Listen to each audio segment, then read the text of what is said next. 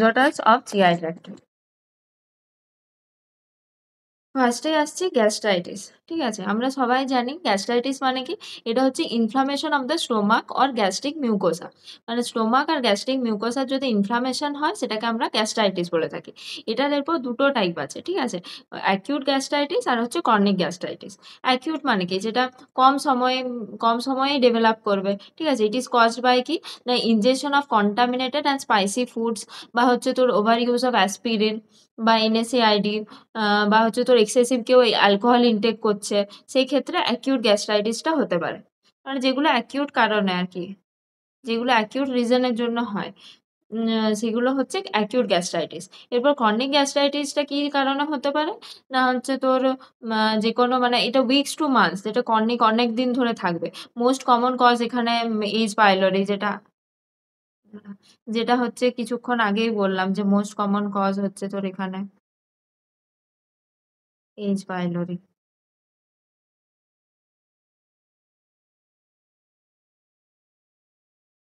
আর তোর আর বাকি chronic gastritis auto immune হতে পারে, বা ডায়েটারি ফ্যাক্টরস হতে পারে, মেডিকেশন কিছু স্মোকিং এর জন্য হতে পারে। তো হ্যাঁ, এরপর হচ্ছে তো signs and symptoms. Signs and symptoms of chronic gastritis কি, না অ্যানোরেক্সিয়া হতে পারে। হ্যাঁ, অ্যানোরেক্সিয়া হতে পারে, nausea, vomiting, heartburn after eating, sour taste in the mouth, এটা হচ্ছে সাওয়ার টেস্ট হবে। ঠিক আছে, sour taste in the mouth, vitamin বি12 ডেফিসিয়েন্সি, এগুলো হচ্ছে তোর সাইন্স অ্যান্ড সিমটমস। মানে যেগুলো গ্যাস্ট্রাইটিসের আর কি, যে কোনো স্টোমাকের প্রবলেম বল, নজিয়া, ভমিটিং, অ্যানোরেক্সিয়া, এগুলো খুব কমন, হার্টবার্ন, এগুলো খুব common problem. Eating disorder, sour taste. ঠিক আছে, আর ভিটামিন বি12 ডেফিসিয়েন্সি হচ্ছে কারণ কি, আগের দিন আমরা পড়ছিলাম না যে গ্যাস্ট্রিক মানে ওই স্টোমাকে আমাদের তোর ইন্ট্রিনসিক ফ্যাক্টরটা সিক্রিট হয়, যেটা আর কি হেল্প করে ইলিয়ামে ভিটামিন বি12 অ্যাবজর্পশনে। যদি স্টোমাকেই ধর লেয়ারটা ড্যামেজ হয়ে যায়, তাহলে তো ভিটামিন বি12 মানে তোর ইন্ট্রিনসিক ফ্যাক্টরটা সিক্রিটই হবে না, তাহলে ভিটামিন বি12 অ্যাবজর্বই হচ্ছে না। সেই জন্য ভিটামিন বি12 ডেফিসিয়েন্সি হচ্ছে। ঠিক আছে, এরপর হচ্ছে নার্সিং কেয়ার। আচ্ছা, অ্যাকিউট গ্যাস্ট্রাইটিসের ক্ষেত্রে হচ্ছে আমরা ফুডস আর ফ্লুইড হচ্ছে উইথহোল্ড করবো আনটিল সিমটম সাবসাইডস। মানে যতক্ষণ না সিমটমটা সাবসাইড করছে ততক্ষণ পেশেন্টকে দেখবি বলা হয় যে এনপিওতে থাক। কারণ কি হচ্ছে, তখন আরো পেনটা বাড়বে বা যে সিমটমস গুলো আরো বাড়বে, ওই জন্য এনপিওতে থাকে। তারপর আগে ডায়াগনোজ করা হয় কি জন্য হচ্ছে, সেই হিসেবে ট্রিটমেন্টটা ফলো করা হয়। ঠিক আছে, then start with ice chips and followed by clear liquids to solid. মানে ফার্স্টে আইস চিপ দিয়ে স্টার্ট করতে হবে, ওটা আর কি অনেকটা একটা সুদিং এফেক্ট দেয় আর কি স্টোমাকের লেয়ার গুলোকে, ওই জন্য আইস চিপ দিয়ে স্টার্ট করতে হবে। তারপর আস্তে আস্তে ক্লিয়ার লিকুইড থেকে সলিড। তারপর সাইন্স অফ হেমারেজ কিছু হচ্ছে কিনা সেটা আর কি দেখতে হবে। এরপর tell to the client to avoid spicy or irritating foods, alcohol অথবা any OTC medicines. Example OTC বলতে হচ্ছে তোর ওভার দ্য কাউন্টার যে ড্রাগগুলো, যেমন এনএসএআইডি, অ্যাসপিরিন, এগুলো আর কি অ্যাভয়েড করতে পারো। কারণ কি আমরা আগেই পড়লাম যে এনএসএআইডি আর অ্যাসপিরিন থেকে হচ্ছে এটা হচ্ছে সেকেন্ড মোস্ট কারণ পেপটিক আলসার ডিজিজের। তো ওই জন্য যে কোনো স্পাইসি ফুড আর এসব ওটিসি মেডিসিন গুলোকে অ্যাভয়েড করতে হবে। আর administer prescribed medication and initiate general nursing care initiate করতে হবে। এরপর হচ্ছে peptic ulcer disease. Peptic ulcer ডিজিজটা কি, না হচ্ছে আলসারেশন, যেটা হচ্ছে peptic ulcer is a disease of the stomach, যেখানে হচ্ছে আলসারেশন হয় মিউকোসার ওয়াল অফ দ্য স্টোমাকে, পাইলোরাসে হতে পারে, ডুওডেনাম আর portion of oesophagus, due to gastric acid secretion that have low pH. ঠিক আছে, মানে যেহেতু গ্যাস্ট্রিক অ্যাসিডটা অনেক বেশি সিক্রিট হচ্ছে আর সেটার পিএইচটা অনেকটা কম, ওই জন্য এটার একটা চান্স থাকে কি হচ্ছে যে নর্মাল মিউকোসাল লেয়ারটা আর কি আমাদের জিআই ট্র্যাক্টে সেটাকে ড্যামেজ করে দেয়। তো ড্যামেজ করার ফলে কি হয়, আলসারেশন হয়ে যায়। তাহলে সেটাকে আমরা বলবো পেপটিক আলসার ডিজিজ। এরপর এটার মধ্যে কি কি আলসার হতে পারে, ইসোফেগাসে হলে ইসোফেজিয়াল আলসার, গ্যাস্ট্রিক স্টোমাকে হলে গ্যাস্ট্রিক আলসার, ডুওডেনামে হলে duodenal ulcer, according to the location সেই হিসেবে নামটা দেওয়া হয়। এরপর হচ্ছে অ্যাবডোমিনাল পেনটা হচ্ছে সব থেকে মোস্ট কমন ক্লিনিক্যাল ফিচার। তাহলে পেপটিক আলসারের মোস্ট কমন ক্লিনিক্যাল ফিচার কি, অ্যাবডোমিনাল পেন। আর most common complication of peptic ulcer কি, আপার জিআই ব্লিডিং। যেটা হচ্ছে মেলিনা। উপরে ব্লিডিং হলে মেলিনা হবে, ঠিক আছে? কারণ কি, ব্লিডিংটা ডাইজেস্ট হচ্ছে। যদি ধর আপার জিআই যেমন ইসোফেগাস বা ধর স্টোমাকে ব্লিডিং হচ্ছে, সেটা তো ডাইজেস্ট হয়ে তারপরে স্টুল দিয়ে বেরোবে, তাহলে সেক্ষেত্রে আমরা মেলিনা দেখতে পাবো। স্টুলে ব্লিডিং, যেটাকে আমরা বলি মেলিনা, ঠিক আছে? মানে ব্ল্যাক কালার স্টুল আর কি। বুঝতে পেরেছিস? হুম। এরপর পেপটিক আলসার ডিজিজের দুটো টাইপ আছে, এটা খুব খুব খুব ইম্পর্টেন্ট, এটা থেকেই কোশ্চেন আসে মেনলি। যেটা হচ্ছে গ্যাস্ট্রিক আলসার, স্টোমাক আলসার আর হচ্ছে ডুওডেনাল আলসার। আচ্ছা, গ্যাস্ট্রিক আলসারের মোস্ট কমন কজটা হচ্ছে জিআই ব্লিডিং, যেটা হচ্ছে আর এখানে হচ্ছে pyloric portion is the most common site of the gastric ulcer. আচ্ছা, মোস্ট কমন কজটা of the upper GI bleeding is gastric ulcer, মানে যদি আপার জিআই ব্লিডিং এর কেউ মোস্ট কমন কজ জিজ্ঞেস করে, সেটাতেও গ্যাস্ট্রিক আলসার আনসার হবে। আর পাইলোরিক পোর্শনটা হচ্ছে most common site of gastric ulcer, মানে যদি বলে gastric ulcer most common site কোনটা, তখন সেটা হবে পাইলোরিক। এরপর হচ্ছে infection of H pylori most common cause. Most common কজটা হচ্ছে ইনফেকশন অফ এইচ পাইলারি। আর excessive use of NSAID aspirin, এটা second most common cause, already আমরা পড়েছি। আর এখানে আরেকটা এক্সট্রা জিনিস আছে, যেটা হচ্ছে তোর জলিঙ্গার এলিনসন সিনড্রোম। এটাতে কি হয় না, এটাতে একটা টিউমার আর হাইপারপ্লেসিয়া হয়, ওই আইলেট সেলস অফ প্যানক্রিয়াস যেটা আছে না, ওইটার একটা টিউমার বা হাইপারপ্লেসিয়া হয়, যেটা আর কি তোর গ্যাস্ট্রিক হরমোনটা সিক্রিট করে, যেটা হচ্ছে স্টিমুলেট করে হচ্ছে ওই গ্যাস্ট্রিক অ্যাসিডের সিক্রিশনটা, যেটার জন্য পেপটিক আলসারটা হচ্ছে, মানে এটা একটা কজ আর কি, এটার জন্য আর কি পেপটিক আলসারটা হয়। এটা একটা tumour of islet cell of pancreas, ঠিক আছে? এরপর হচ্ছে ডুওডেনাল আলসার। ডুওডেনাল আলসারটা কি না, এটা break in the mucosa of the duodenum, যেটা হচ্ছে কল ডুওডেনাম আলসার। আর কজেস আর রিস্ক ফ্যাক্টর কি, এখানেও এইচ পাইলারিটা most common cause, use of NSAID, aspirin, smoking, alcohol, এগুলো অলরেডি পড়েছে, ঠিক আছে? এরপর এটার ক্লিনিক্যাল ফিচারটা, যেটা খুব ইম্পর্টেন্ট। এই যে গ্যাস্ট্রিক আলসার হচ্ছে nausea, vomiting, heartburn or pyrosis. Burning pain, burning pain মানে একদম অনেক সিভিয়ার পেন হবে, as burning epigastric pain in or to the left side of the epigastric region occurs usually 30 to 60 minutes after a meal. মানে gastric আলসারে মনে রাখতে হবে যে after a মিল পেনটা স্টার্ট হয়, মানে কোনো একটা খাবার দিলি তো, তারপরেই তো গ্যাস্ট্রিক অ্যাসিড সিক্রিশন হয়। মানে অ্যাসিড সিক্রিশন তখনই হয় যখন একটা স্টোমাকে খাবার পড়লো, তারপর অ্যাসিডটা সিক্রিশন হতে স্টার্ট করলো। তো অ্যাসিড সিক্রিশন হলেই তো সেটা আর কি ইরিটেট করবে মিউকোসাতে, তাহলে তখনই পেনটা স্টার্ট হবে। ওয়েরাজ ডুওডেনাল আলসারে কি হয়, ডুওডেনামটা যেহেতু নিচে আছে, মানে ফার্স্টে তো হুম, ফার্স্টে তো এরকম স্টোমাক আছে, তারপরে এটা এরকম সি শেপ যেটা আছে সেটা হচ্ছে ডুওডেনাম, তো এটা ডুওডেনাম, আর উপরের পার্টটা স্টোমাক। তো যখন স্টোমাকে পড়লো খাবারটা, তখন অ্যাসিড সিক্রিশন হলো, তাহলে খাবারের পরেই পেন হবে গ্যাস্ট্রিক আলসারে।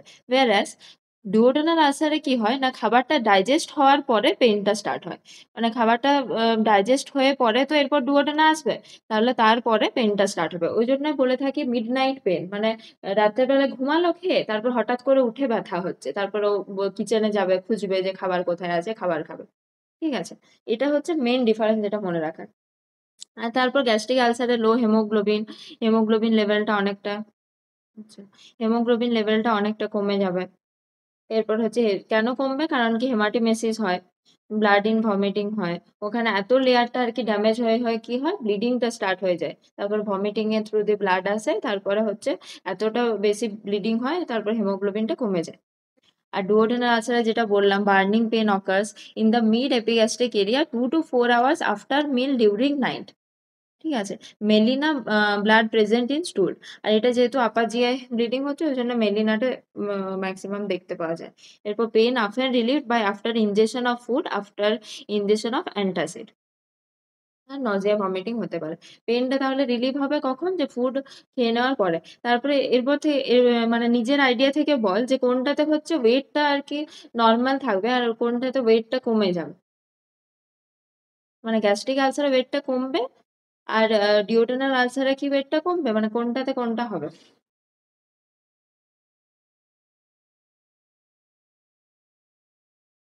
হ্যাঁ, খেতেই চাইবে না। একদম ঠিক। ওটাই বলছিলাম। আর ডিওড্রেনাল আলসারে ওর খেলে ব্যথাটা কমছে, তাহলে ওর ওয়েটটা বেড়ে যাবে। তাই না? বাড়বে বা নরমাল যাই হোক আরকি। আর গ্যাস্ট্রিক আলসারে ওয়েটটা কমবে। ঠিক আছে। এরপর হচ্ছে নার্সিং কেয়ার। ফার্স্টে তো আচ্ছা অ্যাডমিনিস্টার করতে হবে সব অর্ডার যে মেডিকেশন গুলো আরকি। যেমন তোর H2 রিসেপ্টর অ্যান্টাগনিস্ট, যেমন ranitidine, cimetidine। এগুলো হচ্ছে গ্যাস্ট্রিক সিক্রিশনটাকে কমায়। এটার মেকানিজমটা নিয়ে অনেকবার কোয়েশ্চেন এসেছে যে H2 রিসেপ্টর অ্যান্টাগনিস্ট দেওয়া হচ্ছে, তো এটা কি করছে আরকি? গ্যাস্ট্রিক সিক্রিশনটাকে আরকি কমাচ্ছে। তো এই পার্টটা অনেকটা ইম্পোর্টেন্ট। এটা একটু মনে রাখতে হবে। আর প্রোটন পাম্প ইনহিবিটর কি করে? যেমন প্যান্টোপ্রাজোল বা ওমেপ্রাজোল, এগুলো হচ্ছে গ্যাস্ট্রিক সিক্রিশনটাকে রিডিউস করছে। এটাও গ্যাস্ট্রিক সিক্রিশনটাকে রিডিউস করে আরকি। আর অ্যান্টাসিডটা হচ্ছে ক্যালসিয়াম আর magnesium containing to neutralise gastric acid secretion. আর এটা মেইনলি হচ্ছে তোর অ্যান্টাসিড গুলো নিউট্রালাইজ করছে আরকি গ্যাস্ট্রিক অ্যাসিড যে সিক্রিশনটাকে।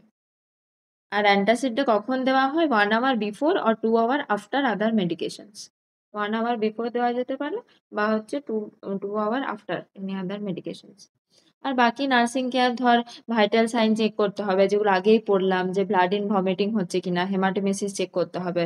তারপর ক্লায়েন্টকে হচ্ছে বলতে হবে যে যে কোনো ইরিটেটিং সাবস্টেন্স যেমন হচ্ছে স্পাইসি ফুড বা হচ্ছে অ্যালকোহল বা ক্যাফিন বা কোনো গ্যাস প্রডিউসিং ফুড এই সবগুলো অ্যাভয়েড করতে।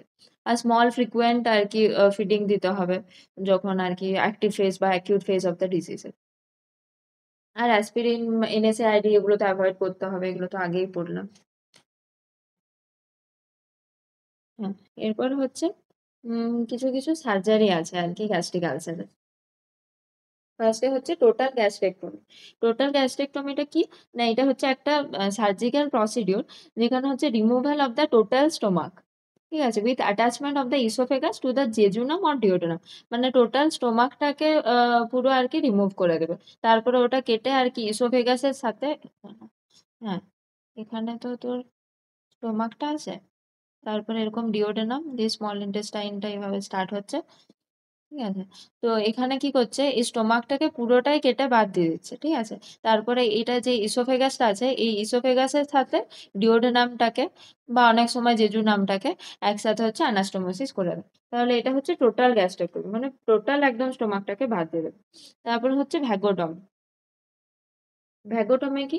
না ভেগাস নার্ভ যেটা আছে সেটাকে মানে কাট করে আর কি কিছুটা পোরশন বাদ দিয়ে দেওয়া। যাতে করে অ্যাসিড সিক্রিশনটা আর কি কমে। ভেগাস নার্ভ স্টিমুলেশন হলে অ্যাসিড সিক্রিশন হয়। ঠিক আছে? ওইজন্য অ্যাসিড সিক্রিশনটাকে কমার জন্য এই পুরো ভেগাস নার্ভটাকে আর কি কিছুটা পোরশন কেটে বাদ দিবে। ঠিক আছে? এরপর হচ্ছে গ্যাস্ট্রিক রিসেকশন। গ্যাস্ট্রিক রিসেকশন যেটাকে অ্যান্ট্রেক্টমিও বলে থাকে। হ্যাঁ, যেটাকে হচ্ছে অ্যান্ট্রেক্টমিও বলে থাকি। এটা হচ্ছে removal of the lower portion of the lower half of the stomach or antral portion of the stomach. মানে শুধু অ্যান্ট্রাল পোরশনটা যদি রিমুভ করা হয় তাহলে হচ্ছে ওটা গ্যাস্ট্রিক রিসেকশন। আর এটা জেনারেলি ভেগোটমির সাথেই করা হয়। মানে শুধুমাত্র গ্যাস্ট্রিক রিসেকশন তো করা হয় না, ভেগোটমি করা হয় তার সাথে সাথে গ্যাস্ট্রিক রিসেকশন করা হয়। এরপর হচ্ছে বিলোরোথ 1 আর বিলোরোথ 2। এটা একটু ইম্পর্টেন্ট। বিলোরোথ 1 টা কি? না এটা হচ্ছে তোর হুম। বিলোরোথ 1 টা কি? না এখানে removal of the lower portion of the stomach আর attachment of the anastomose remaining portion to the duodenum. মানে দেখ স্টোমাকটা হুম,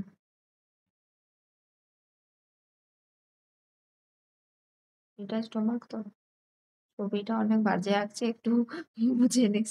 যাই হোক এটা হচ্ছে স্টোমাক আর এটা হচ্ছে তোর ডিওডেনাম। তো এখানে লোয়ার পোরশন যেটা আছে একটা কারণে হ্যাঁ, লোয়ার পোরশন অফ দ্য স্টোমাকটাকে রিমুভ করে দেওয়া হয়। মানে এটা পুরো কেটে বাদ দেওয়া হয়।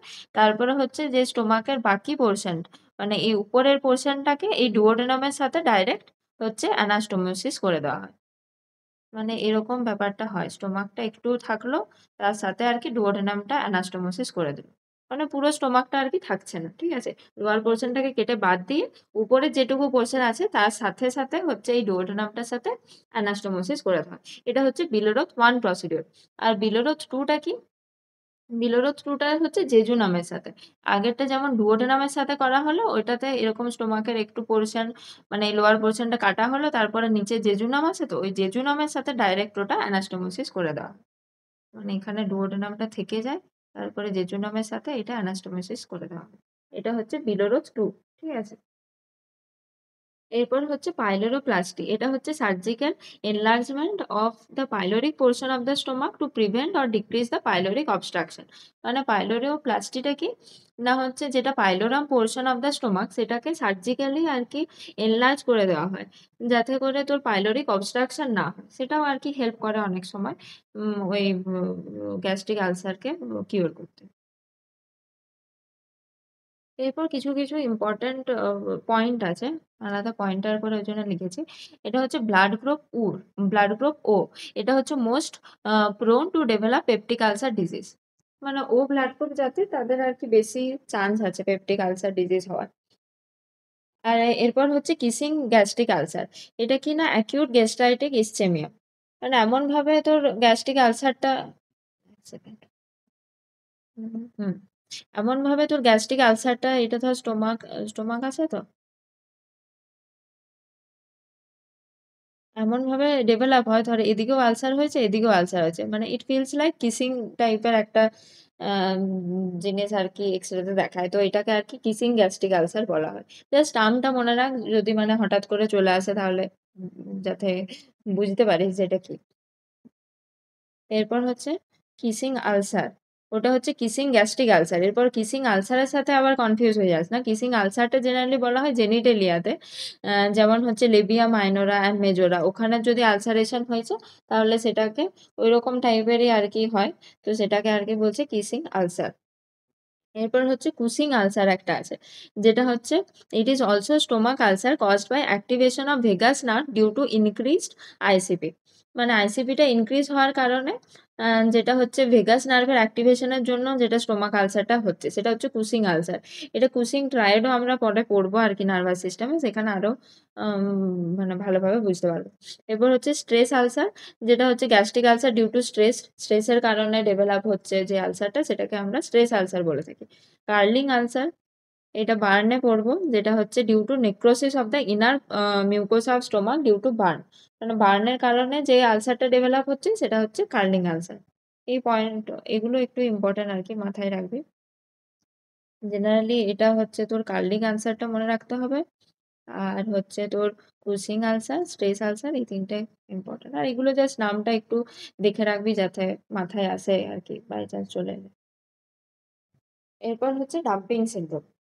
আচ্ছা, ওখানে আমরা ফার্স্টে পড়লাম ওই বিলোরোথ 1 বা বিলোরোথ 2 প্রসিডিওরে, যেটা হচ্ছে তোর লোয়ার যে মানে স্টোমাকটাকে হচ্ছে কাটা হচ্ছে, তাহলে স্টোমাকের কোয়ান্টিটিটা মানে যেটা অ্যাকচুয়াল অ্যামাউন্টটা সেটা তো অনেকটা কমে যাচ্ছে। তাহলে এখানে কি হয়, র্যাপিড এম্পটিং হয়ে যায়, rapid emptying of the stomach content into the small intestine.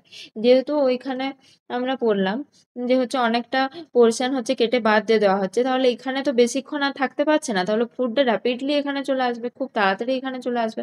ওই জন্য একটা কমপ্লিকেশন দেখতে পাওয়া যায় এইসব সার্জারির ক্ষেত্রে, যেটাকে আমরা বলে থাকি ডাম্পিং সিনড্রোম।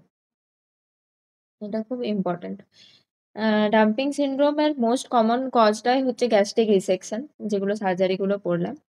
আর এখানে সাইন আর সিমটমস কি কি হতে পারে না, হচ্ছে অ্যাবডোমিনাল একটা ফুলনেস থাকতে পারে, বা অ্যাবডোমিনাল ক্র্যাম্পিং হতে পারে, নজিয়া, ভমিটিং, প্যালপিটেশন, ট্যাকিকার্ডিয়া, এগুলো হতে পারে।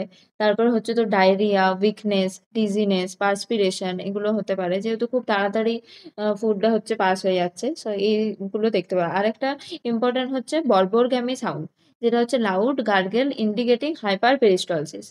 যেহেতু খুব তাড়াতাড়ি ফুডটা নেমে যাচ্ছে, তো একটা সাউন্ড আমরা পেয়ে থাকি, যেটাকে বর্বরগ্যামি সাউন্ড আমরা বলে থাকি। এরপর হচ্ছে এটার ক্ষেত্রে খুব ইম্পর্টেন্ট যেটা ডায়েটটা। ডায়েট কি দেবো না, হচ্ছে high protein diet, high fat আর লো কার্বোহাইড্রেট ডায়েট। কার্বোহাইড্রেট কম দেওয়া হয়, যেহেতু এমনিতেই খুব তাড়াতাড়ি ডাইজেশন হয়ে যাচ্ছে, তো আমরা চেষ্টা করি যে ওখানে যেমন ফুডটা কিছুক্ষণ থাকুক। তাহলে হাই ফ্যাটটা অতটা তাড়াতাড়ি ডাইজেশন হবে না, ওই জন্য ফ্যাটটা বেশি দেওয়া হয়, প্রোটিনটা বেশি দেওয়া হয়, যাতে ডাইজেশন খুব জলদি না হয়ে যায়। আর কার্বোহাইড্রেটের মাত্রাটাকে কমিয়ে দেওয়া হয়। এটা হচ্ছে এটার ইম্পর্টেন্ট আর কি, যেটা হচ্ছে ডায়েটটা। এরপর পজিশন কি, পজিশনটা নরমালি আমরা খাওয়ার পরে কি বলি? না শুতে হচ্ছে ফাওলার পজিশনে বসে থাকতে কিছুক্ষণ সিটিং পজিশন রাখি। কিন্তু এখানে উল্টোটা। আমরা চাইছি যে ডাইজেস্ট তাড়াতাড়ি না হোক। ওইজন্য আমরা সুপাইন পজিশন দিয়ে দিই। যে supine position with left lateral or reclining position. Usually 1 hour after meal to prevent rapid emptying of stomach content. যাতে করে র‍্যাপিড এম্পটিং না হয় তার জন্য আমরা সুপাইন পজিশন দিই। ঠিক আছে? বুঝতে পেরেছিস? এখানে পজিশনটা আর হচ্ছে ডায়েটটা খুব ইম্পোর্টেন্ট।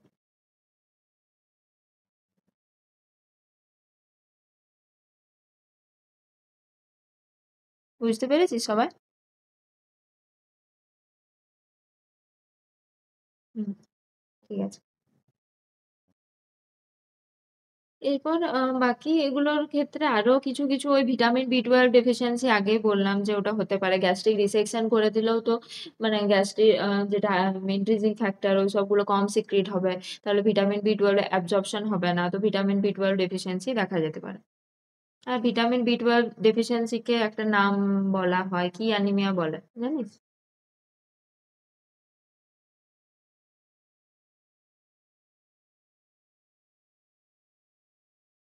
হ্যাঁ, হ্যাঁ, ঠিক বলেছিস। এটা হচ্ছে পার্নিসিয়াস অ্যানিমিয়া বলে। ঠিক আছে। এরপর হচ্ছে নেক্সট আমরা ডিজিজে আসবো যেটা হচ্ছে জিইআরডি। তার আগে 1 মিনিটের ব্রেক, জল টল খা, একটু রিল্যাক্স হ। এতক্ষণ একসাথে পড়লে মাথায় মধ্যে ঢুকবে না।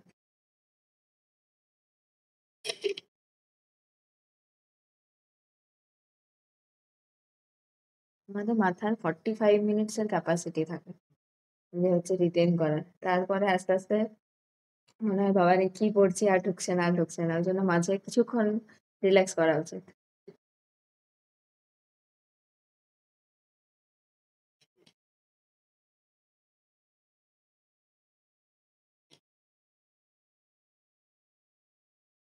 ঘুম পাচ্ছে না তো তোদের? জল টল খা।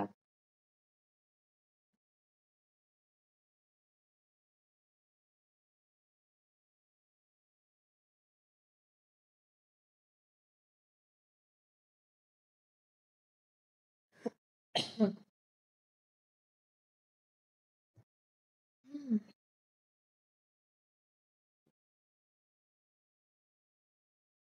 ঠিক আছে, এরপর নেক্সটে যাওয়া যাক। নেক্সট হচ্ছে জিইআরডি। জিইআরডি আমরা আগেও একবার আগের দিন পড়ছিলাম যে এটা হচ্ছে গ্যাস্ট্রো ইসোফেজিয়াল রিফ্লাক্স ডিজিজ।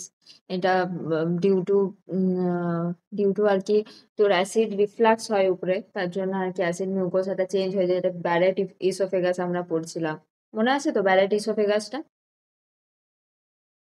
যেটা ইসোফেজিয়াল মিউকোসার চেঞ্জ হয়ে যাচ্ছিল তার ফিজিওলজিটা, যেটার জন্য হ্যাঁ, যেটা আর কি প্রিকারসর অফ ইসোফেজিয়াল ক্যান্সার আর কি।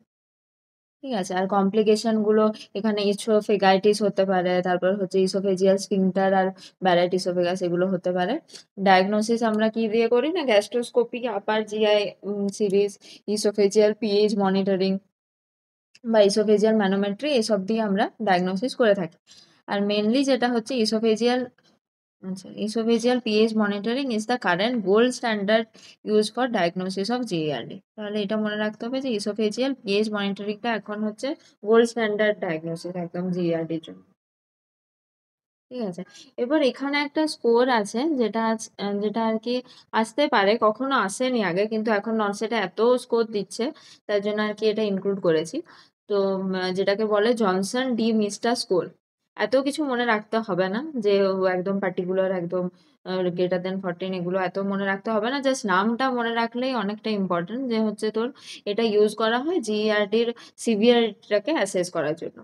তাও এটা একবার বলে দিচ্ছি, গ্রেটার দেন 14 হলে অ্যাবনর্মাল, 14 থেকে 50 হলে তোর হচ্ছে মাইল্ড জিএআরডি, 51 থেকে 100 হলে মডারেট জিএআরডি, আর গ্রেটার দেন 100 হলে সিভিয়ার জিএআরডি। এটা অতটা ইম্পর্টেন্ট নয়, কিন্তু হচ্ছে নামটা মনে রাখার চেষ্টা করবি যদি মনে থাকে। এরপর হচ্ছে নার্সিং কেয়ার। আর ইসোফেজিয়াস জিইআরডির কজ গুলো তো অলরেডি জানি যে হচ্ছে পাইলোরিক স্টেনোসিসের জন্য হতে পারে, বা হচ্ছে তোর ইনকম্পিটেন্ট লোয়ার ইসোফেজিয়াস স্ফিংটারটা, যেটা হচ্ছে মোস্ট কমন কজ আর কি। যদি ইসোফেজিয়াল স্ফিংটারটাই না ঠিকভাবে কাজ করে তাহলে উপর দিকে আর কি উঠে যাবে। তো এটা একটা।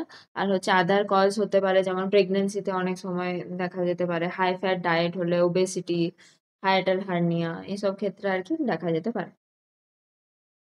আর সাইন্স অ্যান্ড সিম্পটমস গুলো তো জানিসই, নর্মালি হার্টবার্ন হয়ে থাকে, যেটা মোস্ট কমন আর আর্লি সাইন আর কি, হার্টবার্ন যেটা।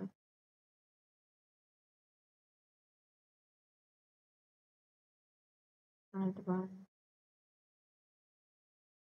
আর হচ্ছে এপিগ্যাস্ট্রিক পেন হতে পারে, ডিসপেপসিয়া যেটা হচ্ছে ইনডাইজেশন, রিজার্জিটেশন হতে পারে, মানে ফুডটা উপর দিকে চলে যায় আর কি। আর ডিসফেজিয়া, অডাইনোফেজিয়া, আগের দিন যেগুলো বলছিলাম, মানে পেন ডিউরিং সোয়ালোইংটাকে অডাইনোফেজিয়া বলা হয়, ডিসফেজিয়া মানে হচ্ছে ডিফিকাল্টি উইথ সোয়ালোইং। আর হাইপার স্যালাইভেশন অনেক সময় দেখা যেতে পারে, যেহেতু সবসময় আর কি ফুডটা উপর দিকে চলে আসছে, তো একটা অনেক সময় মনে হয় স্যালাইভাটা অনেক বেশি সিক্রিট হয়, তার জন্য ক্রনিক কাফ হতে পারে, উইজিং হতে পারে, রিকারেন্ট নিউমোনিয়া যদি মানে খুব সিভিয়ার কেসে আর কি অ্যাসপিরেশন হয়ে গেল, তারপর হচ্ছে তোর রেসপিরেটরি ট্র্যাক্টে চলে গেল, সেক্ষেত্রে নিউমোনিয়াও হতে পারে খুব সিভিয়ার কেসে, ঠিক আছে। এরপর হচ্ছে নার্সিং কেয়ার। আচ্ছা, এখানেও পেশেন্টকে ফার্স্টেই বলবো যে ইরিটেটিং যে ফ্যাক্টরস গুলো, ইরিটেটিং ফুড অ্যাভয়েড করতে, পেপারমিন্ট, চকলেট, স্পাইসি কোনো ফুড, ফ্যাটি ফুড যেমন কার্বোনেটেড বা অ্যালকোহলিক যেসব বেভারেজ গুলো, স্মোকিং, এসবগুলো অ্যাভয়েড করতে হবে। সবগুলোতেই সেম, তাই আমি আর আলাদা করে লিখিনি।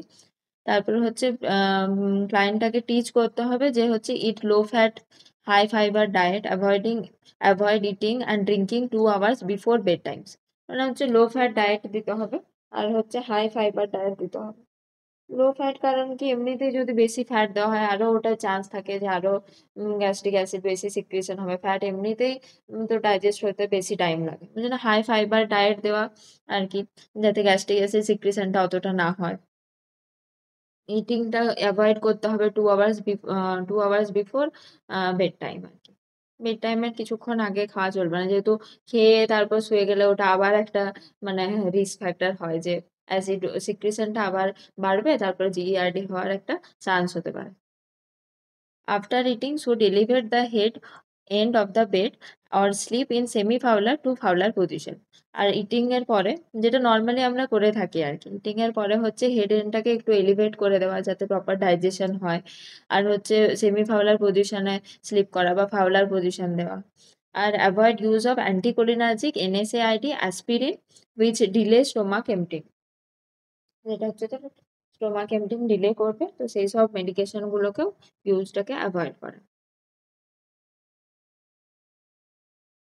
বাকি যেসব ড্রাগ গুলো দেওয়া হয় তোর, H2 রিসেপ্টর বা হচ্ছে তোর পিপিআই, এসবগুলো আর কি টাইমে টাইমে দেওয়া, ওগুলো তো নর্মাল সবগুলোর ক্ষেত্রেই আর কি সেম, তো ওগুলো ওই জন্য বলছি না। এরপর হচ্ছে সার্জারি। সার্জারি হচ্ছে নিসেন ফান্ডোপ্লিকেশন একটা আছে, যেটা হচ্ছে surgically wrapping a portion of gastric ফান্ডাস around the sphincter area of the oesophagus. মানে ওই ইসোফেগাসের সাইডে সাইডে পুরো র্যাপ করে দেওয়া হয়, মানে এটা ধর স্টোমাকটা তো, মানে এই গ্যাস্ট্রিকের এটা ফান্ডাস পোর্শন, এটাকে মানে ঘুরিয়ে এই পুরো ইসোফেগাসটাকে র্যাপ করে দেওয়া, যাতে আর কি এটা করলে কি হবে, যে হচ্ছে যে ফুডটা এরকম উঠে যাচ্ছিল সেটা আর উঠবে না, কারণ কি এখানটা পুরো আমি ব্লক করে দিচ্ছি র্যাপ করে, তো আর ফুডটা উঠবে না, তো এটাকে আমরা বলছি নিসেন ফান্ডোপ্লিকেশন। আর একটা করা হয় যেটা হচ্ছে তোর স্টেটা প্রসিডিউর, এটা হচ্ছে minimally invasive endoscopic procedure for management of GERD. এটা আর কি অতটা ইম্পর্টেন্ট নয়, কিন্তু আর কি ওই এন্ডোস্কোপিক প্রসিডিউর যেটা আর কি জিইআরডি ম্যানেজমেন্ট করতে হেল্প করে, এটা মিনিমালি ইনভেসিভ আর কি। তারপর আসছি প্যানক্রিয়াটাইটিসে, অ্যাকিউট প্যানক্রিয়াটাইটিস, ঠিক আছে। এটা হচ্ছে সাডেনলি যখন ইনফ্লামেশন অফ দ্য প্যানক্রিয়াস হয়ে যায়, তখন আমরা এটাকে বলে থাকি acute pancreatitis. Long term inflammation of the pancreas যদি হয়, সেক্ষেত্রে ওটাকে ক্রনিক প্যানক্রিয়াটাইটিস বলা হয়। এরপর এটার কজ গুলো কি কি না, auto digestion by pancreatic enzyme such as, primarily হচ্ছে ট্রিপসিন, মানে নিজের প্যানক্রিয়াসেরই অটো ডাইজেশন হয়ে যাচ্ছে তার এনজাইম দ্বারা, যেমন হচ্ছে ট্রিপসিন। এরপর হচ্ছে biliary pancreatitis due to constriction of ampulla of Vater, এটা হচ্ছে মোস্ট কমন কজ, ঠিক আছে। Biliary pancreatitis due to constriction of ampulla Vater, ampulla ভ্যাটারটা যদি কনস্ট্রিকশন হয়ে যায়, তাহলে সেক্ষেত্রে আর ওই যে সব বাইল যে সিক্রিশনটা সেগুলোতে তো অবস্ট্রাকশন আসবে, তাহলে ওখানে বিলিয়ারি প্যানক্রিয়াটাইটিস হওয়ার চান্স থাকে, এটা হচ্ছে মোস্ট কমন কজ, এটা একটু মনে রাখতে হবে। হুম। এরপর হচ্ছে alcohol and metabolic disorder, post ERCP, abdominal trauma, এগুলো হচ্ছে আদার কজেস। আর penetrating ulcer, cancer of the head of the pancreas and other cancer, এগুলোর কারণেও প্যানক্রিয়াটাইটিস হতে পারে। এবার হচ্ছে sign and symptoms. Sign and symptoms of pancreatitis. তো ফার্স্টলি কি হয় না হচ্ছে abrupt onset of aching, burning, stabbing or pressing central epigastric severe pain may radiate to the shoulder, chest and back. এটা হচ্ছে earliest and cardinal sign. তাহলে ফার্স্টেই একদম খুব একটা একিং, একদম খুব জোর, একদম সিভিয়ার একটা বার্নিং স্ট্যাবিং পেন, মানে কেউ যেমন যেমন ছুরি ঘুষে দিলে যে পেনটা হয়, একদম স্ট্যাবিং পেন হবে। Pressure central epigastric severe pain, মানে একদম সেন্ট্রাল এপিগ্যাস্ট্রিয়ামে পেনটা হবে, ঠিক আছে? যেটা হচ্ছে তো রেডিয়েট করবে আস্তে আস্তে শোল্ডারে বা চেস্টে বা ব্যাকে। এটা হচ্ছে এটার মানে ইম্পর্টেন্ট সাইন, কার্ডিনাল সাইন এটা। অ্যান্ড অ্যাবডোমিনাল টেন্ডারনেস দেখা যেতে পারে।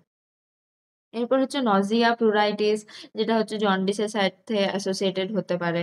ইনক্রিজ টেম্পারেচার, যেহেতু ইনফ্লামেশন বা ইনফেকশন থাকলেই আর কি টেম্পারেচার রাইজ হওয়ার একটা চান্স থাকে। স্যালো রেসপিরেশন হবে, এটা কি cardia hypotension, shock. Vomiting and weight loss হবে due to mal absorption of nutrients, মানে নিউট্রিয়েন্টস গুলো ঠিকঠাক অ্যাবজর্পশন হচ্ছে না, ওই জন্য আর কি তোর ভমিটিং অ্যান্ড ওয়েট লসও হতে পারে। আর হচ্ছে স্টিয়েটোরিয়া, যেটা হচ্ছে undigested fat present in the food. এটাকে বলছে স্টিয়েটোরিয়া, মানে স্টুলের সাথে হচ্ছে ফ্যাটি স্টুল যেটাকে আর কি বলি সেটা। আর হচ্ছে increase serum amylase lipase level, এগুলো আর কি ইনক্রিজ করবে। Increase serum amylase lipase level, এটাও হচ্ছে এটার একটা cardinal sign. Decrease serum calcium level, hypocalcaemia হতে পারে, ঠিক আছে? আর বোর্ড লাইক অ্যাবডোমেন হবে, যেহেতু ওখানে অনেকটা আমরা পড়লাম যে এখানে পড়লাম না, ওই নজিয়া, ভমিটিং, জন্ডিস হবে, তারপর একটা অ্যাবডোমিনাল এই যে টেন্ডারনেস থাকবে, তো সেই অ্যাবডোমিনাল টেন্ডারনেস থাকলে বোর্ড লাইক অ্যাবডোমেন আমরা দেখতে পারি। আর এরপর হচ্ছে কুলেন সাইন, টার্নার সাইন আর ফক সাইন, এই তিনটে ইম্পর্টেন্ট সাইন যেটা হচ্ছে দেখা যায়। কুলেন সাইন মানে কেউ জানিস কি এই সাইনগুলো? কুলেন সাইন বা টার্নার সাইন কোন একটা, কিছু আইডিয়া আছে? আচ্ছা আমি বলছি। তো কুলেন সাইনটা কি না হচ্ছে এরকম আম্বেলিক্যাল এরিয়ার পাশে এরকম একটা মানে ব্রুইসিং বা discolouration around the peri umbilical area, এটা হচ্ছে কুলেন সাইন, ঠিক আছে? এরকম আর কি ওই ব্লিডিং এর কারণে ওরকম জমে আর কি এরকম একটা ডিসকালারেশন দেখা যেতে পারে। তো সেটাকে আমরা বলছি কুলেন সাইন। টার্নার সাইনটা কি? The discolouration near the flank area, flank এরিয়াতে এরকম তো ডিসকালারেশনটা দেখতে পাওয়া যায়, মানে সাইডে, কোমরের সাইডে আর কি দেখতে পাওয়া যেতে পারে। তো এই দুটো এটার ইম্পর্টেন্ট সাইন। আর একটা ফগ সাইন, এটা হচ্ছে discolouration of inguinal region in cases of haemorrhagic pancreatitis due to trickling of haemorrhagic fluid. মানে এখানে ইঙ্গুইনাল রিজিয়নে, থায়ের একদম ওই যেটা আর কি ইঙ্গুইনাল রিজিয়ন আমরা এটা বলে থাকি, তো সেখানে একটা তো ডিসকালারেশন হবে, সেটাকে আমরা ফগ সাইন বলে থাকি। এটা এই তিনটে হচ্ছে খুব important sign, Cullen sign, Turner sign আর ফগ সাইন, এই তিনটে নাম মনে রাখ। এরপর হচ্ছে নার্সিং কেয়ার। নার্সিং কেয়ার এটাতেও সেম, প্রথমে হচ্ছে তোর এনপিও রাখতে হবে যতক্ষণ না ডিটেক্ট হচ্ছে রিজন বা কজ, যতক্ষণ না ফার্দার ডায়াগনোসিস হচ্ছে ততক্ষণ এমপিও রাখতে হবে। তারপর হচ্ছে টিপিএন থেরাপি দেওয়া যেতে পারে, টোটাল প্যারেন্টাল নিউট্রিশন। তারপরে অবজার্ভ ফর হাইপোক্যালসিয়ামের জন্য অবজার্ভ করতে হবে, যেটা হাইপোক্যালসিমিয়া আমরা সিমটমটা পড়লাম, তাহলে হাইপোক্যালসিমিয়ার জন্য কিছু কিছু সাইন আমরা দেখতে পাই, যেটা হচ্ছে কেউ জানিস কি হাইপোক্যালসিমিয়া হলে কিছু কিছু সাইন স্পেসিফিক দেখা যায়?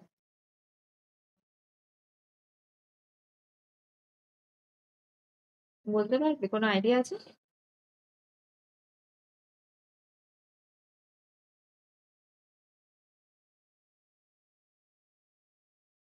ওকে আমি বলছি।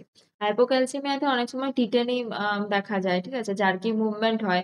আর দুটো মেন সাইন যেটা হয় যেটা হচ্ছে চবেস্টেক সাইন আর রসিউ সাইন, এই দুটো আর কি ইম্পর্টেন্ট। চবেস্টিক মানে ওই ফেসিয়াল মাসেলে ট্যাপ করলে একটা হচ্ছে তোর কনস্ট্রিকশন হয়ে যাবে ফেসিয়াল মাসেল গুলো।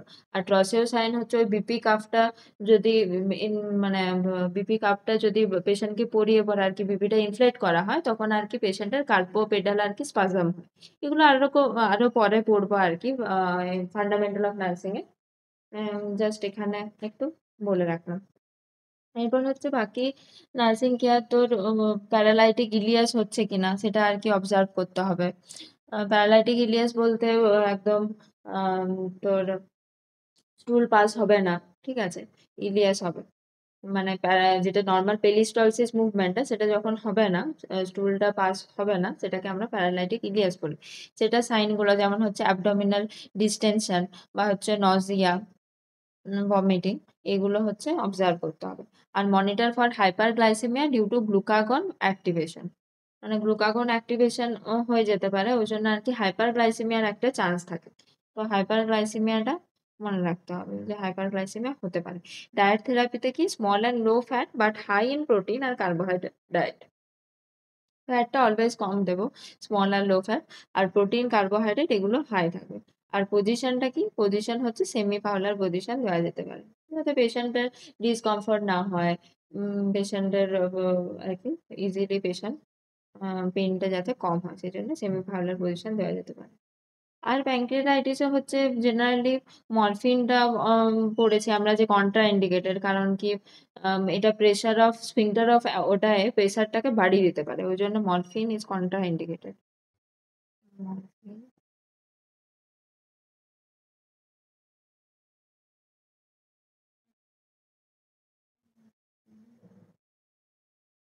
Is contra indicated in case of এই প্যানক্রিয়াটাইটিস এর ক্ষেত্রে, কারণ কি এটা ওই প্রেশারটা স্ফিংটার অফ ওটায় প্রেশারটাকে বাড়িয়ে দিতে পারে। আচ্ছা, এরপর আসছি কোলেসিস্টাইটিস অ্যান্ড কোলেলিথিয়াসিস। কোলেসিস্টাইটিস কি, কোলেসিস্টাইটিস হচ্ছে inflammation of the gall bladder that may occur as an acute or chronic process. Acute আর ক্রনিক প্রসেসের জন্য যদি গল ব্লাডারটা ইনফ্লামেশন হয়ে যায় সেটাকে আমরা কোলেসিস্টাইটিস বলে থাকি। আর অ্যাকিউট কোলেসিস্টাইটিস কি না, যেটা হচ্ছে কজড বাই গল স্টোনস বা কোলেলিথিয়াসিসের জন্য অ্যাকিউটলি যেটা আর কি হবে, সেটা হচ্ছে তোর অ্যাকিউট কোলেসিস্টাইটিস। ক্রনিক কোলেসিস্টাইটিস কি, ক্রনিক কোলেসিস্টাইটিস হচ্ছে due to inefficient bile emptying fibrotic and contracted gallbladder, মানে অনেক দিন ধরে আর কি হচ্ছে সেটাকে ক্রনিক কোলেসিস্টাইটিস বলছে। বাইল এম্পটিংই হচ্ছে না, তারপর ফাইব্রোটিক বা কন্ট্রাক্টেড গলব্লাডার, সেটার কারণে ক্রনিক কোলেসিস্টাইটিস হচ্ছে। অ্যাক্যালিকুলাস কোলেসিস্টাইটিস কি, it is caused by infection usually H pylori, মানে অ্যাক্যালিকুলাস মানে ওখানে স্টোন ফর্মেশন হচ্ছে না, কোলেলিথিয়াসিস হচ্ছে না, তাহলে বাকি কি রিজনে হতে পারে না, এইচ পাইলোরি ইনফেকশনের জন্য হচ্ছে বা ট্রমার জন্য হচ্ছে বা burn of the gall bladder, এই জন্য আর কি অ্যাক্যালকুলাস কোলেসিস্টাইটিস হতে পারে। আর কোলেলিথিয়াসিস কি না, এটা হচ্ছে bile stone formation of the gall bladder, যদি গল ব্লাডারের মধ্যে স্টোন ফর্মেশন হয়, বাইল স্টোন ফর্মেশন হয়, সেটাকে আমরা কোলেলিথিয়াসিস বলে থাকি। টোকোলিথিয়াসিসটা কি না, bile stone formation in the common bile duct, যেটা হচ্ছে hepatic duct plus cystic duct মিলে যেটা হচ্ছে কমন বাইল ডাক্ট, সেখানে যদি বাইল স্টোন ফর্মেশন হয় সেটাকে আমরা করলে ডোকোলিথিয়াসিস বলি। ঠিক আছে, এরপর হচ্ছে বাইল স্টোন। বাইল স্টোনের অনেকগুলো টাইপ আছে, মোস্ট কমন যেটা সেটা হচ্ছে cholesterol bile stone. Cholesterol bile স্টোনটা most common, almost 70% of gall stones আর type of cholesterol gall stone. সেটা ইয়েলোইশ কালারের একটা দেখতে পাওয়া যায়, generally light yellow brown, sometimes green colour, এরকম একটা দেখতে পাওয়া যায়। কম্পোজিশনটা ওখানে তোর কোলেস্টেরল থাকে, ঠিক আছে। আর বাকি কিছু কিছু হয় যেটা হচ্ছে পিগমেন্ট গলস্টোন, যেটা ব্ল্যাকিশ কালারের, কিছুটা কোলেস্টেরল থাকবে, কিছুটা বাইল পিগমেন্ট থাকবে, বিলিরুবিন, ক্যালসিয়াম সবগুলো আর কি মিলেমিশে থাকবে, সেটাকে পিগমেন্ট স্টোন বলে থাকে। এটা 20 to 30% আর কি দেখতে পাওয়া যায়। আর এখানে হচ্ছে তোর সিবিডিটা অবস্ট্রাক্ট হওয়ার কারণে এটা হতে পারে। আর মিক্সড গলস্টোন কিছু কিছু থাকে, এটা আরো কম পার্সেন্টেজ, 5 to 10%। ঠিক আছে, তো এখানে মেনলি কোলেস্টেরল বাইল স্টোনটা মনে রাখলেই চলবে। এরপর সাইন অ্যান্ড সিমটমস কি, না নজিয়া ভমিটিং হতে পারে, যে কোনো তোর জাইবর ব্রড ব্যাডারের কিছু জিআই সিমটমের কিছু হলে nausea vomiting is a common symptom. আর dyspepsia specially after eating of fatty foods, এই সবগুলো হতে পারে। তারপর একটা রেফার্ড পেন হয়, যেটা রেফার্ড পেন যেটা হচ্ছে usually right upper quadrate of অ্যাবডোমেনে দেখতে পাওয়া যায়, which may radiate back to the shoulder, যেটা হচ্ছে কি শোল্ডারে রেডিয়েট হতে পারে, সেটাকে রেফার্ড পেন বলা হয়। রেফার পেনটা এই প্যানক্রিয়াটাইটিসেও আমরা শোল্ডারে রেডিয়েট পড়লাম, তারপরে এখানেও আর কি পেনটা আর কি রেডিয়েট হতে পারে, খুব সিভিয়ার কন্ডিশনে এগুলো হয়, মানে যদি ধর পেরিটোনাইটিস এইসব ডেভেলপ করে সেক্ষেত্রে আমরা এই রেফার্ড পেন বা pain radiating to the shoulder এই সবগুলো পেতে পারি। আর একটা ইম্পর্টেন্ট এখানে হচ্ছে মার্ফি সাইন। মার্ফি সাইন কি না, client can not take a deep breath when the examiner fingers are past below the hepatic margin over the gall bladder because of severe pain. মানে যদি ওখানে মানে এক্সামিনার আর কি হাতটা রাখে ফিঙ্গারটা বিলো দ্য হেপাটিক মার্জিনে, তখন ক্লায়েন্ট কি করবে, ব্রিদই করতে পারবেন, মানে এতটা পেন হয় যে ক্লায়েন্ট ইন্সপিরেশন এক্সপিরেশন করতেই পারবে না। সেটাকে আমরা বলে থাকি মার্ফি সাইন। মার্ফি সাইনটা মনে রাখবি, এটা হচ্ছে এই সিন ইন কোলেসিস্টাইটিস বা কোলেলিথিয়াসিস, এইসব জায়গাতে মার্ফি সাইনটা দেখতে পাওয়া যায়। আর বাকি তো টেম্পারেচার এলিভেটেড হতে পারে ডিউ টু ইনফেকশন, এসবগুলো হতে পারে। স্টিওটোরিয়া পেতে পারি বিলিয়ারি অবস্ট্রাকশনের জন্য, মানে তখন ফ্যাটি স্টুল একটা হতে পারে, এসবগুলো। এরপর হচ্ছে নার্সিং কেয়ার। নার্সিং কেয়ারে এনপিও ফার্স্টে রাখতে হবে, তারপর হচ্ছে এন্টিএমেটিক দিতে হবে ভমিটিং এর, নজিয়া ভমিটিং এর জন্য। তারপরে ইনজিটিভ সাকশনিংটা মেনটেন করা যেতে পারে। ভিটামিন কেটা খুব ইম্পর্টেন্ট, ভিটামিন কে অ্যাডমিনিস্টার করতে হবে, কারণ কি হচ্ছে ব্লিডিংটাকে প্রিভেন্ট করার জন্য। ভিটামিন কেটা কি বলতো, একটা ফ্যাট সলিউবল ভিটামিন। তাহলে এটা হচ্ছে তোর অ্যাবজর্ব হয় না ইন দ্য প্রেজেন্স অফ বাইল, মানে এটা অ্যাবজর্ব হয় তোর বাইলের প্রেজেন্সে। তাহলে যদি বাইলটাই অবস্ট্রাক্টেড হয়ে যায়, বাইলটাই ঠিকমতো সিক্রিশন না হয়, তাহলে ভিটামিন কে এরও ডেফিসিয়েন্সি হয়ে যাবে। তাহলে সেক্ষেত্রে ভিটামিন কে আমাদেরকে অ্যাডমিনিস্টার করতে হবে। বুঝতে পেরেছিস রিজনটা কেন?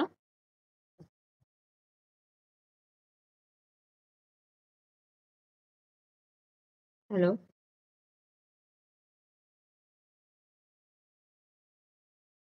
হ্যাঁ, এরপর হচ্ছে drug of choice. Drug of choice এখানে কি, chenodeoxycholic acid or ursodiol for 6 to 2 months। Sorry, এটা 6 to 12 months হবে, এটা মিস প্রিন্টিং হচ্ছে, 6 to 12 months। হুম। তো এটা জেনারেলি ড্রাগ অফ চয়েস আছে। আর রিকমেন্ডেড ডায়েট কি, low fat diet to avoid stimulating gall bladder. মানে হচ্ছে তোর লো ফ্যাট ডায়েট দেওয়া হয়, কারণ কি যদি বেশি ফ্যাটি ডায়েট দেওয়া হয় তখন গল ব্লাডার কি করবে, আরো বেশি বেশি বাইল সিক্রিট করবে, তখন আরো বেশি ওটার প্রবলেমটা বাড়বে, ওই জন্য লো ফ্যাট ডায়েট দেওয়া হয়। সার্জিক্যাল ম্যানেজমেন্ট কি, কোলেডোকো লিথোটমি, অ্যাবডোমিনাল অ্যান্ড ল্যাপ্রোস্কোপিক কোলেসিস্টেক্টমি, মানে যে জায়গায় হয়েছে সেই অনুযায়ী আর কি সার্জিক্যাল ম্যানেজমেন্ট করা হয়। জেনারেলি কোলেডোকো লিথোটমি, বা যদি স্টোন প্রেজেন্ট থাকে সেক্ষেত্রে, বা হচ্ছে তোর অ্যাবডোমিনাল ল্যাপ্রোস্কোপিক কোলেসিস্টেক্টমিও করা হয়, মানে পোর্শন অফ দ্য গল ব্লাডারটাকে কাট করে আর কি বাদ দিতে হতে পারে, যেরকম কন্ডিশন পেশেন্ট থাকবে এই হিসেবে। আর কিছু কিছু অ্যাবডোমিনাল কোলেসিস্টেক্টমি, যেটা আর কি removal of the gall bladder through an abdominal incision in this surgery, an abdominal incision is created to remove the gall bladder which is known as Kocher's incision. এটা important, এই ইনসিশনটাকে কচার্স incision বলে থাকে।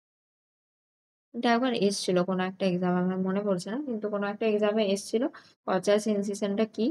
মানে এটা ইমেজটাও দেখিয়ে দিচ্ছি যাতে মনে থাকে, এই যে এই উপরে এরকম ইনসিশন একটা দেওয়া হয় যেটাকে কচাস ইনসিশন বলা হয়। আরো কিছু কিছু ইনসিশন আছে যেগুলো, ধর ম্যাকবার্নি ইনসিশন, যেটা অ্যাপেন্ডিসাইটিস এর ক্ষেত্রে দেওয়া হয়। তারপর হচ্ছে রুদারফোর্ড মরিসন ইনসিশন। এইসব কিছু কিছু ইনসিশন আর কি, ট্রান্সভার্স ইনসিশন, প্যারামিডিয়ান ইনসিশন, বা হচ্ছে এরকম মিড লাইন একটা ইনসিশন দেওয়া হয়। এগুলো কিছু কিছু ইনসিশনের টাইপস আর কি। আর কিছু কিছু এরপর পোস্ট অপারেটিভ কিছু কিছু নার্সিং কেয়ার আছে, ধর লো ফাউলার পজিশন পেশেন্টকে দেওয়া হয়, কারণ কি পোস্ট অপারেটিভে পোস্ট অপে পেশেন্টকে হচ্ছে লো ফাউলার পজিশন দেওয়া হয়, কারণ কি ডিসকমফোর্টটা ডিক্রিজ করার জন্য। আর হচ্ছে যাতে ওই সব সিক্রিশন গুলো আর কি নিচে সাবসাইড হয় আর কি, সেই জন্য আর কি দেওয়া যেতে পারে। এনকারেজ ফর কাফিং অ্যান্ড ডিপ ব্রিদিং, যাতে আর কি যে কোনো সার্জারি পরে কাফিং আর ডিপ ব্রিদিংটা এনকারেজ করা হয়, যাতে কমপ্লিকেশন গুলো না হয়, যেমন অ্যাটেলেক্টেসিস, এই সবগুলো যাতে না হয়। আর পেশেন্টকে হচ্ছে ইনস্ট্রাক্ট করতে হবে যে স্প্লিন্টিং দ্য অ্যাবডোমেন ওয়েন কাফিং, মানে অ্যাবডোমেনটা হচ্ছে কিছু করে স্প্লিন করতে হবে যাতে ওটা খুব বেশি প্রেশার না পড়ে। তাছাড়া তো there is a chance of rupture of the incision, ঠিক আছে? তো ওই জন্য আর কি স্প্লিন্ট করে কাফিং করতে বলতে হবে। আর বাকি ড্রেনেজ টিউব, টিউব অনেক সময় থাকে, সেগুলো মনিটর করতে হবে কতটা কি ড্রেনেজ আসছে। তারপর ফ্যাট রেস্ট্রিক্টেড ডায়েট দিতে হবে, এগুলো তো পড়লাম অলরেডি। ঠিক আছে, এরপর আমরা আসবো হেপাটাইটিস। 1 মিনিটের ব্রেক, একটু রিল্যাক্স কর।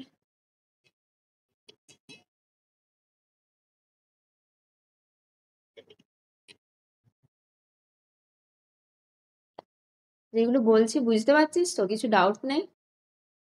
কিছু ডাউট আছে?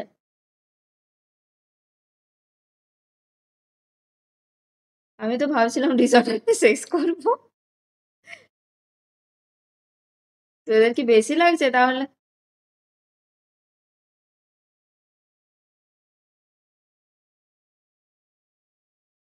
ঠিক আছে, তাহলে হেপাটাইটিসটা করি, তারপরে তখন কালকে।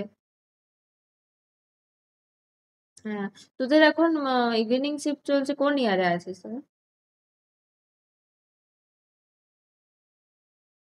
আচ্ছা, আচ্ছা, আচ্ছা।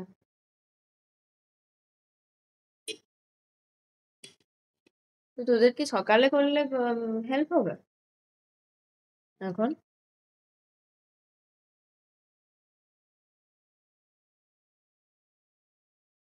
আচ্ছা। হ্যাঁ।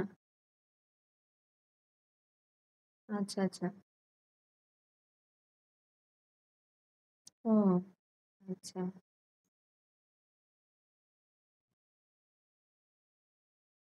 হ্যাঁ, হ্যাঁ, রেকর্ডেড গুলো আমি ইউটিউবে লিংক পাঠিয়েছি, দেখবি? আমি ইউটিউবে আপলোড করে দিই। হ্যাঁ, যখন করতে না পারবি ওখান থেকে দেখে নিবি।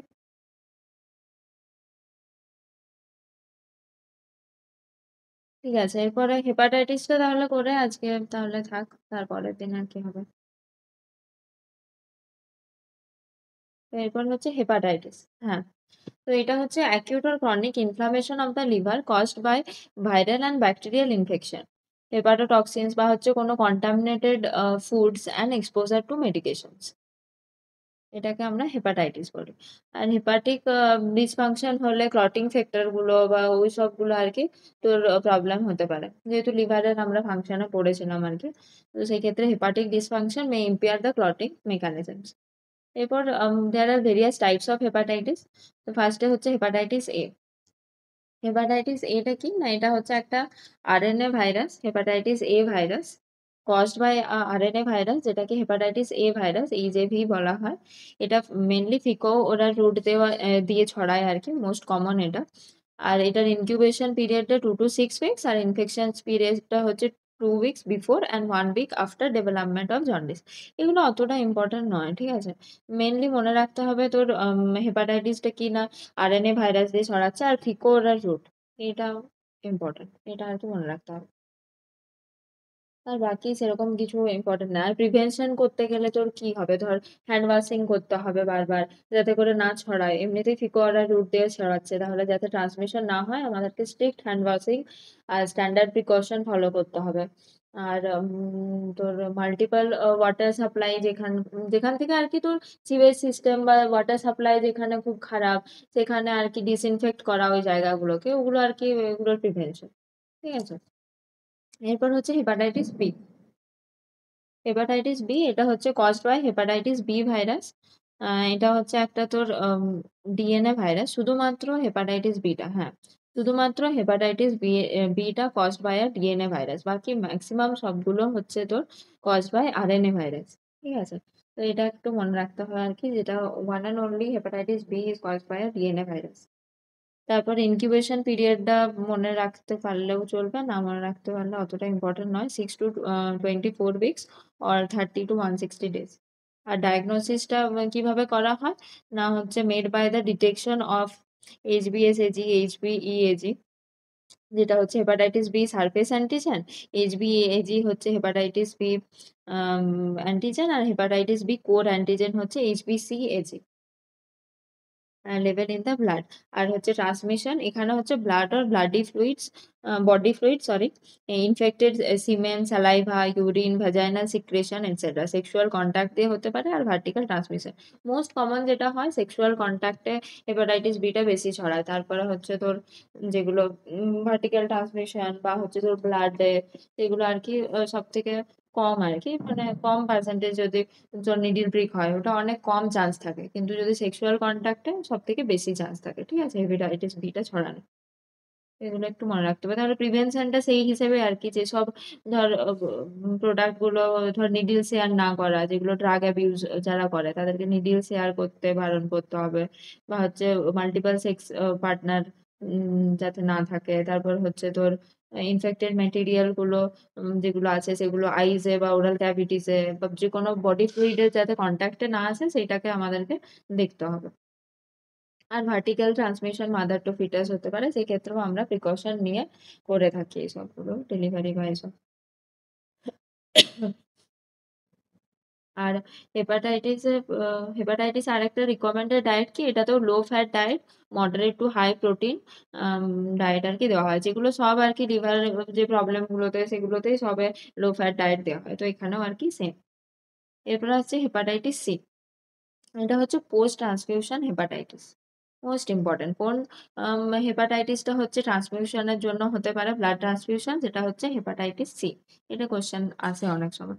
Cause by hepatitis C virus, এটাও একটা RNA virus, transmitted through blood and blood products, যেটা ব্লাড ট্রান্সফিউশনে বললাম যে ব্লাড অ্যান্ড ব্লাড প্রোডাক্টস এর থ্রু দিয়ে ট্রান্সমিশন হতে পারে। It is a common among with IV drug users, আর যারা আইভি ড্রাগ ইউজার্স তাদের ক্ষেত্রেও হেপাটাইটিস সিটা দেখা যেতে পারে। ডায়াগনোসিসটা কিভাবে না, এসিবি অ্যান্টিবডি দিয়ে ডিটেক্ট করতে হবে, ইন্ডিকেট ক্রনিক হেপাটাইটিস। আর ইনকিউবেশন পিরিয়ড এখানে হচ্ছে 50 থেকে 70 ডেজ, এটা অতটা না মনে রাখলেও চলবে, কিন্তু এটা যে পোস্ট ট্রান্সফিউশন হেপাটাইটিস, এটা একটু মাথায় রাখতে হবে, হেপাটাইটিস সি। তারপর হচ্ছে হেপাটাইটিস আর প্রিভেনশন গুলো, ধর ওটাই আর কি, ট্রান্সফিউশনের আগে এখন অতটা হয় না, সব এখন ব্লাড এত বেশি স্ক্রিনিং বা ব্লাড প্রোডাক্টস গুলো এত ভালোভাবে স্ক্রিন করা হয় যে এগুলো রিস্কটা একদমই কমে গেছে, একদম নীল হয়ে গেছে। কিন্তু তাও কোশ্চেনে যদি আসে যে পোস্ট ট্রান্সফিউশন হেপাটাইটিস কোনটা, তখন হেপাটাইটিস সিটাকেই বলতে হবে। নম্বর হচ্ছে হেপাটাইটিস ডি, যেটা হচ্ছে caused by hepatitis D virus. Hepatitis D virus, যেটা হচ্ছে তোর একটা RNA virus. It is also known as hepatitis delta virus, ঠিক আছে, এইচডিভি। আর এটা হচ্ছে অকার্স উইথ হেপাটাইটিস বি, এটা মানে আলাদা করে দেখতে পাওয়া যায় না, ফার্স্টে পেশেন্টের হেপাটাইটিস বি ইনফেকশন অলরেডি আছে, কনকারেন্টলি এটার সাথে সাথে তোর হেপাটাইটিস ডি ইনফেকশনটা দেখতে পাওয়া যায়। তাহলে যেসব মানে ট্রান্সমিশন রিস্ক গুলো হেপাটাইটিস বি এর পড়েছিলাম, সেই সব কজ গুলো এখানে অনেকটা সিমিলার, আর প্রিভেনশনটাও এখানে সিমিলার, তো আলাদা করে আর বলছি না। এরপর হচ্ছে হেপাটাইটিস ই, এটাও হচ্ছে cause by hepatitis E virus, যেটা একটা আরএনএ ভাইরাস। এটা হচ্ছে water borne virus transmitted by faeco oral route, এটাও হচ্ছে transmitted by faeco oral route. তাহলে কি কি আমরা পড়লাম, ফিকো ওরাল রুট দিয়ে ট্রান্সমিশন হয়, আর একটা পড়লাম এর আগে, বল।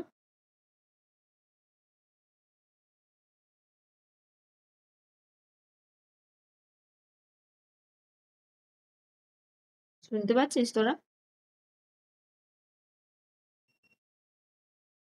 হ্যাঁ, hepatitis A R hepatitis E দুটোই হচ্ছে ফিকো ওরাল রুট দিয়ে, হ্যাঁ, ট্রান্সমিটেড হয়। এরপর more risk of hepatitis E in areas where sewage disposable in inadequate and areas where contaminated water used for bathing, washing and drinking, মানে যেখানে contaminated water থাকবে, sewage সিস্টেমটা মানে ভালো না, সেখানে কন্টামিনেটেড, সেখানে আর কি রিস্কটা বেড়ে যাবে।